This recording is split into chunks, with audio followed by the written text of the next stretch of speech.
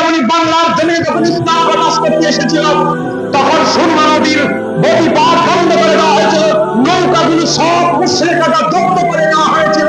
কিন্তু হযরত শাহজালাল আলী আপনি হযরত নাসিরউদ্দিন সিরাজওয়ালা হযরত শাহজালাল রহমাতুল্লাহকে আটকাতে পারে নাই। নামাজের মুসল্লা দিয়ে নদী পার হয়ে সিলেটের জমিনে প্রবেশ করেছেন। চিৎকার করুন, আরেকটু ধরে বলেন না। এই দেখেন আমার হাতে একটা কিতাব, এটা ইসলামিক ফাউন্ডেশন থেকে অনুবাদিত। এই কিতাবটার নাম হচ্ছে আল বিদায়া ওয়ান নিহায়া, লিখেছেন ইমাম ইবনে কাসির, যিনি একটি তাফসীর লিখেছেন, তাফসীর ইবনে কাসির, যেটা জগৎ বিখ্যাত তাফসীর। এই দেখেন একটা খণ্ড আছে আরবি, ইমাম ইবনে কাসিরের লেখা তাফসীর ইবনে কাসির, আরবি ভাষায় লেখা হয়েছে এখন থেকে প্রায় 700 বছর আগে। কত বছর আগে? 700। সে ইমাম ইবনে কাসির একটি ইতিহাসের কিতাব লিখেছেন, নাম দিয়েছেন আল বিদায়া ওয়ান নিহায়া, আদি অন্ত ইতিহাস।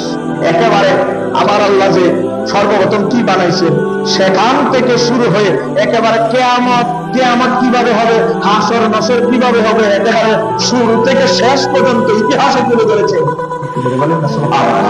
সেখানে ঘটনাটি এসেছে। ঘটনাটি কার? আশারায়ে মুবাশশারা 10 জন ব্যক্তিকে আমার নবী চোখ বন্ধ করে একটানা বলেছে আবু বকর জান্নাতি, ওমর জান্নাতি, উসমান জান্নাতি, আলী জান্নাতি। 10 জন ব্যক্তিকে জান্নাতের সুসংবাদ দিয়েছেন, যাদেরকে আমরা বলি আশারায়ে মুবাশশারা। তাদের অন্যতম একজন সাহাবী, নাম হচ্ছে হযরত সাদ ইবনে আবি ওয়াক্কাস রাদিয়াল্লাহু তাআলা। সুবহানাল্লাহ। তিনি যুদ্ধ করতে যাবেন খ্রিস্টানদের বিরুদ্ধে। বলেন কাদের বিরুদ্ধে? খ্রিস্টানদের বিরুদ্ধে যুদ্ধ করতে যাবেন। খ্রিস্টানদের বিরুদ্ধে যুদ্ধ করতে যাবেন। খ্রিস্টানরা কি করেছে? মুসলমানদের সাহাবীদের যত নৌকা ছিল সব নৌকা তারা জব্দ করে নিয়ে গিয়েছে। সাহাবীদের সবগুলো নৌকা মুসলমানদের নৌকাগুলো তারা নিয়ে গিয়েছে। নদী কিভাবে পার হবেন? এত বড় নদী। সাহাবী তাবিরা চিন্তায় পড়ে গেলেন। হযরত সাদ ইবনে আবি ওয়াক্কাস রাদিয়াল্লাহু তাআলা বললেন, হে আমার সঙ্গীরা, হে আল্লাহর হাবিবের সাহাবীরা, হে আমাদের সাথীরা, নতুন প্রজন্ম তাবিরা, শোনো, তোমাদের কি আল্লাহর প্রতি আস্থা আছে? আল্লাহর প্রতি যদি আস্থা রাখে তাহলে আমি সাদ ইবনে আবি ওয়াক্কাসকে ফলো করো।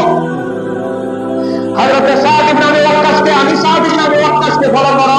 সবাই সাদ ইবনে আবি ওয়াক্কাসের পিছনে সিরিয়াল বস। গভীর মনোযোগ। হযরত সাদ ইবনে আবি ওয়াক্কাস রাদিয়াল্লাহু তাআলা সমুদ্রের কাছে দাঁড়ালেন। সমুদ্রকে বললেন, হে সমুদ্র, আমার নাম সাদ ইবনে আবি ওয়াক্কাস। আমি এমন সাদ, আমার নাম সাদ ইবনে আবি ওয়াক্কাস। আমাকে জানো? আশারায়ে মুবাশশারার একজন অন্যতম ব্যক্তি, যার ব্যাপারে আমার নবী জান্নাতের সাহাবীকে আমি অবগত দিয়েছি। আমি সাদ ইবনে আবি ওয়াক্কাস, আল্লাহর হাবিবের সাহাবী।